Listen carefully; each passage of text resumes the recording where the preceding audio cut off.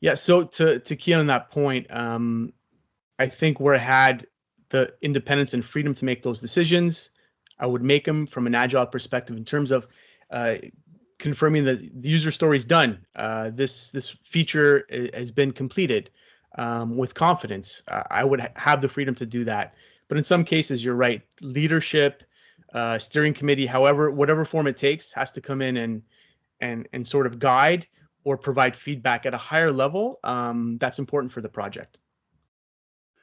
Yeah, and it's not just within like software development, right? For Agile, like, it's growing now to the point where a lot of organizations are seeing the value in like a marketing team and a sales team and support and um, like even just kind of doing everyday things and providing all and working through all that. These behaviors is what's going to help out. Now, one of the things that's kind of hurting a little bit with Agile is it's being viewed as almost as a religion, and like kind of like they have your commandments, thou shalt do this, and you have organizations and you have people coming in saying, oh, you're running Scrum, this is what you have to do, dot dot dot dot, and Right. giving them those steps, and not allowing the freedom of using the tools the way they see fit that makes them provide value. um, I've written a few blogs about the kind of the traditional way of project governance in Agile and the differences and what can happen. And what I'm finding is as I'm going through this is the reason why people say Agile fails is they hold on, whether like they knowingly hold on to the old ways of doing things, or they in the back of their mind subconsciously they're holding on to the way of doing things. And that's why Agile fails, is that they want that command and control with the speed and value and benefits of doing stuff in an agile way. It doesn't work. You have to change those behaviors to make everything work.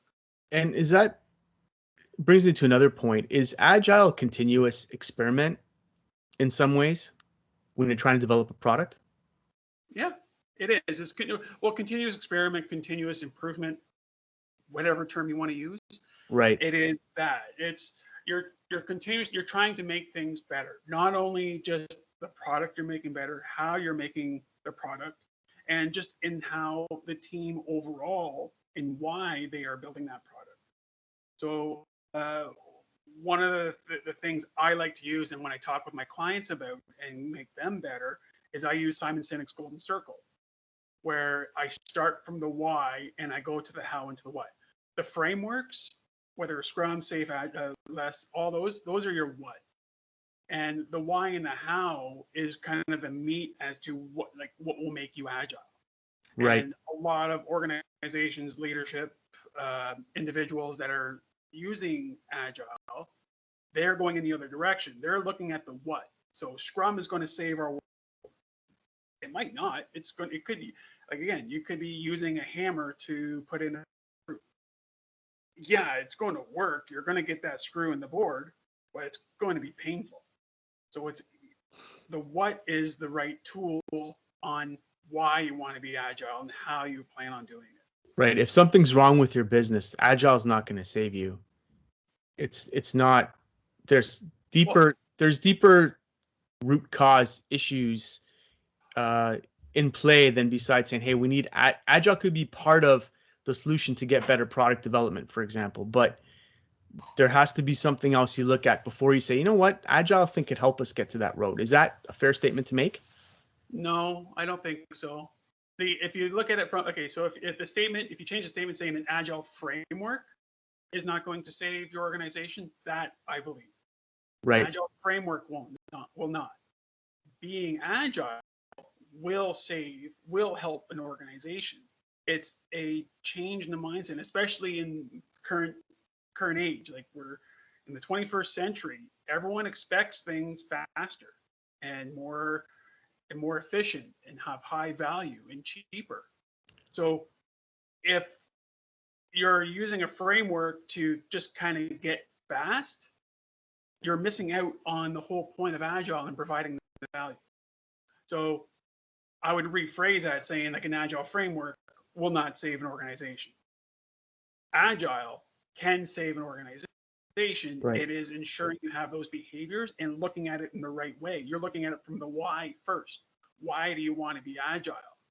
And then once you get that, then you understand how you're going to kind of use that why to get that product, to get that service out there. And then the what is you pick and choose the right tool to get you there. That's a jumping point to another deeper conversation. I disagree and agree with you at the same time. Well, we'll stop right there while we're still friends. Just kidding. Just kidding. But I know what you're saying. I think there's a deeper conversation to have, but we'll stop it right there for now. Jeremy, thanks for joining us today. Yep, you're welcome. It's been a pleasure.